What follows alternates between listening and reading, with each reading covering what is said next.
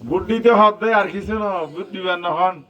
এই আমাদের এমপি মহোদয় উনি কথা বলতেছেন ওনার অধিকার, ওনার অধিকার হচ্ছে আমার আমার অধিকার। এ হচ্ছে আমাদের পার্শ্ববর্তী লোক, আমার এক ফ্যামিলি লোক, যেমন ওনার ভগ্নি যে দিয়েছে এইটা আমার মাঝে আমার পাশে।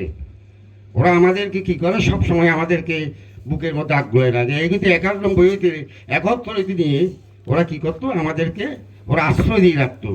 গতবার যে ঘটনাটা হয়েছিল, ওরা আমাদেরকে ফোন করে বলছে তোমরা নীরবে থাকো, আমরা তোমাদের চতুর্দিকে আছে পূজা পার্বণ সব কিছু ওরা কী করে, হ্যাঁ আমাদেরকে আর করে রাখে। দেখুন আমরা এখন সারা রাত আমরা মাইক চলবে, ওরা আমার পাশে, আমার এখান থেকে অত 10 গজ হবে ওরা বাড়ি।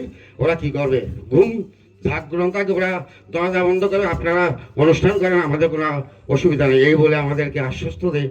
তো আমি সবার কাছে অনুরোধ রাখছি আমার পক্ষ থেকে এবং আমার মন্দিরের পক্ষ থেকে, আমি মন্দিরের সভাপতি হিসাবে আমি সবাইকে অনুরোধ করতেছি যে আগামীবারে গতবারে যেভাবে আমরা একাগ্রতাভাবে যেভাবে আমরা এককভাবে হয়ে আমরা কি হয়েছি, জয় হয়েছি, এবারও যেন আমরা এইভাবে জয় হইতে পারি ইনশাল্লাহ। আপনাদের কাছে এই আমার আবেদন।